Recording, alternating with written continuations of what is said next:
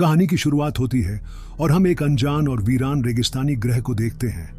दूर कहीं एक स्पेसशिप क्रैश हो गई है। ये ग्रह सुनसान है, चारों ओर सिर्फ पत्थर, रेत और चिलचिलाती गर्मी है। कोई हरियाली नहीं, कोई जीवन नहीं है। इस स्पेसशिप में सेबियन जाति के एलियन सैनिक थे, युद्ध प्रशिक्षित, हथियारों से लैस, और एक खास मिशन पर वे अपने साथ एक इंसानी कैदी को ले जा रहे थे जिसे उन्होंने अपनी सुरक्षा के लिए बंदी बनाया था। लेकिन जहाज के क्रैश होते ही वह कैदी भाग जाता है और अब वो कैदी इस अनजान ग्रह पर कहीं छुपा है। सेबियन सैनिकों का मिशन कैदी को किसी भी हाल में पकड़ना है। कैदी की खोज शुरू होती है। हम देखते हैं कि 4 सैनिक इस मिशन में बचे हैं। पहला है सोलो, जो ग्रुप का लीडर है, और बो सख्त, अनुशासित और अनुभवी भी है, और बाकी 3 सैनिक हैं, ओंडो, क्रेट और सैकुल, जिनमें आत्मविश्वास तो है लेकिन जल्दबाजी और अहंकार भी है। कहानी में आगे बढ़ते हैं। एलियन सैनिकों को यह मिशन आसान लगता है क्योंकि वे सोचते हैं कि आखिर एक इंसान कितना दूर भाग सकता है। वे आपस में मजाक करते हैं, लेकिन जैसे जैसे सर्च ऑपरेशन आगे बढ़ता है, कहानी एक अजीब मोड़ लेती है। वे देखते हैं कि इंसान कैदी बहुत चतुर और चालाक है। वह अपने पीछे जाल बिछा रहा है, तकनीक का इस्तेमाल कर रहा है और एक एक करके सैनिकों को मार रहा है। क्योंकि सैकुल सबसे पहले मारा जाता है, वो इंसान के एक विस्फोटक जाल में फंस जाता है, और फिर क्रेट और ओंडो भी एक एक करके फंसते हैं और बे दोनों भी मारे जाते हैं। एलियन सैनिक को पता भी नहीं चल रहा था कि सैनिकों को आखिर गोली लग कहां से रही है। अब मैदान में बस एक एलियन बचता है जिसका नाम है सोलो, और उसका सामना अब इंसानी दुश्मन से जरूर होगा। अब लड़ाई है 2 अकेले दुश्मनों की बची है। अब कहानी एक नई दिशा में जाती है।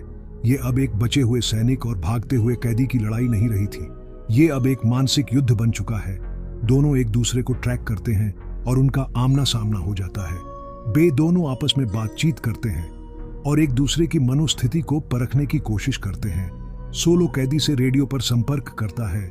वे एक दूसरे को चेतावनी देते हैं, एक दूसरे को नीचा दिखाने की कोशिश करते हैं, लेकिन धीरे धीरे यह बातचीत नॉर्मल बातचीत में बदलने लगती है।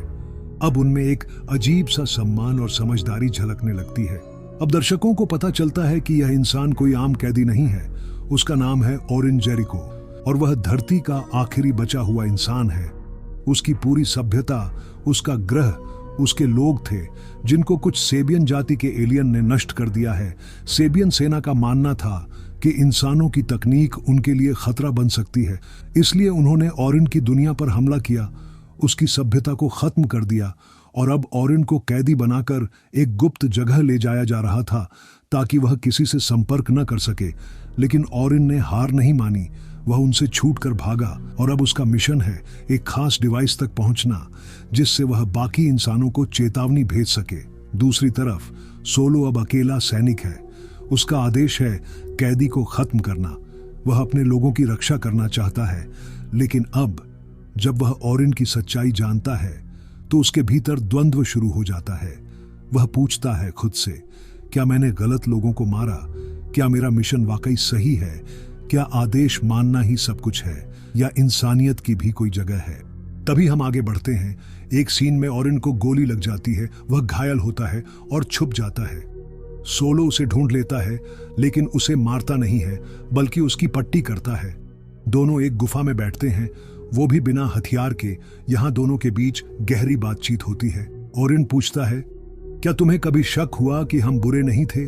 सोलो कहता है, हमें बताया गया था कि तुम खतरा हो। हमने वही किया जो हमें सिखाया गया। दोनों को एहसास होता है कि प्रोपेगंडा, युद्ध और सत्ता ने उनकी जिंदगियों को मोहरा बना दिया है।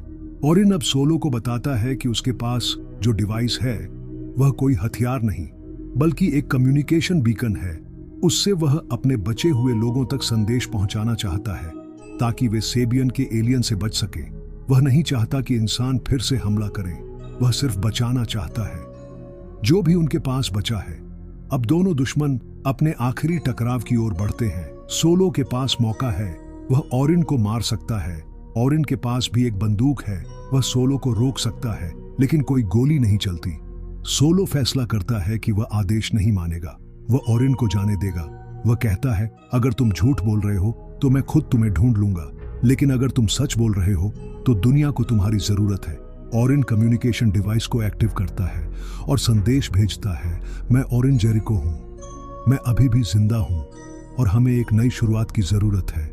संदेश किसी को मिला या नहीं, ये नहीं बताया जाता, लेकिन यह दृश्य एक बात जरूर कहता है, अगर दुश्मन को भी समझा जा सकता है तो शायद युद्ध से बड़ी कोई और जीत भी हो सकती है।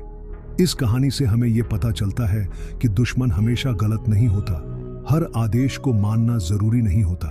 करुणा, संवाद और समझदारी युद्ध से बड़ी ताकतें हैं और प्रत्येक जीवन, चाहे वह किसी भी प्रजाति का हो, मायने रखता है। दोस्तों, कहानी आपको अच्छी लगी हो तो चैनल को सब्सक्राइब कर सकते हो। अब मैं मिलूंगा आपको अगली वीडियो में नई कहानी के साथ।